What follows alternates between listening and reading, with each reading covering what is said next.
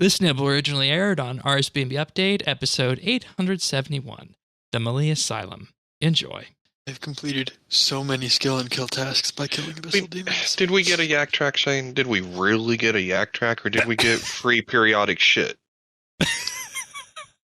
Yeah, well, only if you paid. I'm ripping the Band-Aid off, man. Okay, let's do this, because have at it. First, this one's 8 weeks instead of 6, and every task secondary option is now skill and kill.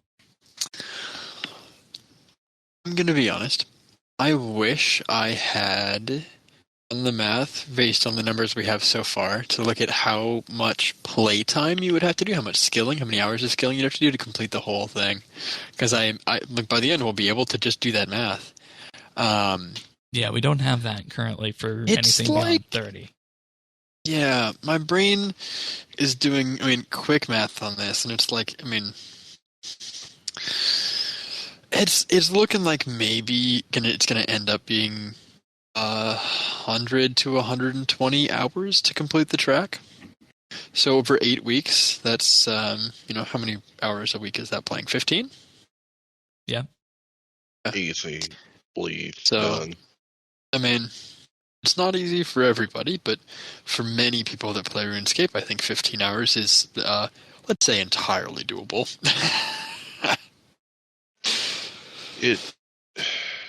This is where you need to protect players from themselves. Do I love the fact that I'm getting all these rewards and I don't have to do nothing? I don't have to change anything? Yeah, okay, that's great. Should I have that? No, because that's not a Yak Track, right? The whole idea is to get you moving around, get you doing different things. This was wrong. I don't agree with this choice. I have two minds about this. Firstly, that's a fair argument, but that's your traditional battle pass system, right? You sign up for this battle pass, you say, I'm going to play your game a lot, and I want to have, pay so that I get some extra rewards while I do it. I'm not going to pay, we're going to get more bang for my buck because I'm going to play your game. I'm going to increase your play rates and do those things, and that's how the battle pass, or all those battle pass, or whatever your favorite game's equivalent system is, right? And from that aspect, this is the play our game option, but at the same time, I'm on board with you that, and I'll double down that some of the tasks are bad. Some of the tasks, if you are either incredibly expensive, or the skilling task will actually take longer than the skill and kill task. Oh yeah, like the rune crafting ones. When I was low-level dungeoneering and I was training dungeoneering in my ult, I consider myself a very good group dungeoneer. I'm very fast. My average large time in groups is about 6 minutes. I could not finish a dungeoneering Yak Track on a medium level account before the skill and kill portion of the task came up during the last Yak Track. And there's similar things where some tasks are just bad, right? The reason people liked the skill and kill was I'm not going to burn 2,000 Elder Logs. Yeah. I'm just not going to spend however many million coins it is on doing that. It is more efficient for me to buy a bond because it's cheaper than buying those logs.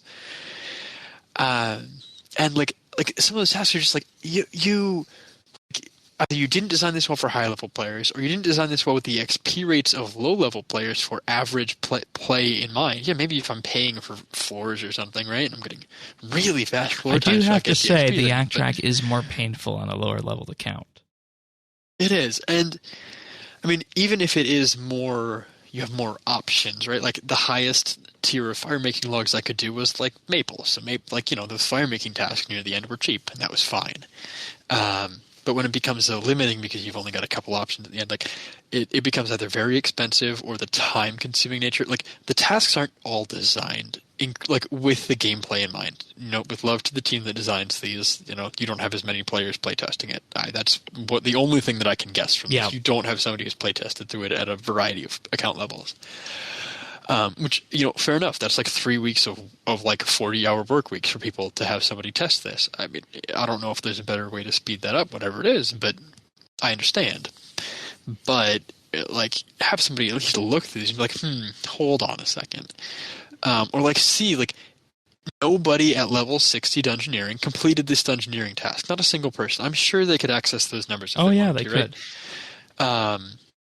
And it seems like they aren't. Because this is like they've said, ooh, double digits. It's a 10th Yak Track. Yeah, Here's guys, one. Your Here's 9th one. Yak Track still had tasks that were Here's absolutely one. Task 22, kill 1175 monsters or play for 2 hours. Right. Well, and we've always had that in Yak Track, right? But there's a difference between having bad tasks that you should have an option to, and then just never having to do anything any different than what you would normally do. Which, like, some people want the rewards without having to. Like, I get it. My issue is that this now leaves us with a singular task. Yeah. And I dislike having a singular task because giving me 2 tasks usually means there's something I can do, and you make me shitty tasks. Right. Which, like, with love. Another example, task 28, choose 716k Herblore XP or play again for 2 hours, 15 minutes. Okay, but 716k Herblore XP is like 20 minutes of making overloads or extreme potions, right? Right. That's fine. Still. It's just like it's expensive, but if you like, that gives you an option. You can choose to get your because it is XP, right? It's just like you can train this skill however you want, or you can do the task. So some of them, the time isn't working, and the expense is not worth the XP you gain because the task isn't like again Elder Logs. Please don't burn Elder Logs. I'd be interested to see the engagement metrics on this after it's done, because everybody has called for this since the very beginning. Like, but I think more people will reach task 50. They will, yeah. But aren't we letting? Okay, but I feel like this. Yes, they're bad tasks, but I almost feel like that lets them off the hook. It does. I mean, that's my issue. I want more tasks. I enjoy the tasks. They should be thinking and creating better tasks that people want to engage in, instead of just giving the option of don't change your day job, just do what you do and get the rewards anyway. That feels lazy to me. And are these systems supposed to, I wonder, feel like they're penalizing you? Because it definitely does feel like you're being penalized sometimes for choosing a skill and kill. I mean, so that's the thing, right? That's what it says in the news post. The news post, and I don't have it pulled up to quote exactly. You can probably do that while I'm talking through this, Shane. Yeah. But it effectively said, here's these skill and kill options. If you don't like doing your tasks, they'll take a little longer, but you'll get there this same way. It sounds like they want their, like, if you go and do the tasks, you get the rewards quicker. So you can do it if you play less. That's supposed to be your option. If you want the XP boost sooner, that's your option, is you go and you do the tasks. And in many cases that's true, but it's not true in all cases. And that is the problem, is that, like, sometimes you just don't have an option to do the task, even if you want to. And maybe that just means that you like finish off what that task would have been.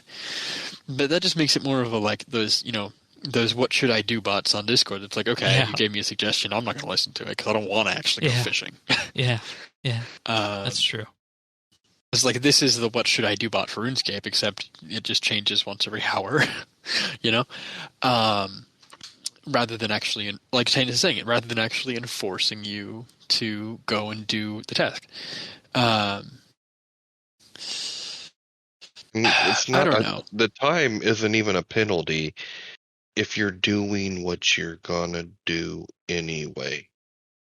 You know what I mean? Like, you don't. Like, it's not like you're doing it longer. That only play 4 hours a week, and if you want to do it towards the end if you play 4 hours a week, Yak Track isn't for you. You need to buy some bonds. You just don't get all the rewards. Yeah. I mean, but, like, you still get to enjoy the battle pass, the, like, advancing through tasks aspect of it. The other issue with skill and kill is that if you don't, it gives the option to gain progress on a skill until task is 3 minutes. It doesn't automatically tick between things, and so it's not like they build up like 2 points every 6 minutes and then it like rolls. And so, like, if you're doing something where you only get an XP tick once every minute and a half or 2 minutes or more, right? If you're doing some bosses like Guild Wars 2 or something where that's not a great example because you get a tick every minute, but you don't actually get an XP tick every 3 minutes exactly. So they take much longer to do for some content than others. Like, bossing is much slower typically. Yeah. Versus, like, any of the actual skilling things, you get XP drops every 2, 3, 4, 5 ticks. So you're guaranteed to only have a couple ticks between when it's available. I'm gonna agree that the choice was always a good thing between the two tasks, and sometimes, the skill and kill is nice, but there's also just sometimes nice to have two tasks to choose from, and the number one thing I always heard people say with Yak Tracks is give us a skill and kill option throughout, and I think we even put out a nibble for that on the second or third Yak Track, asking for that, and lo and behold, here we are.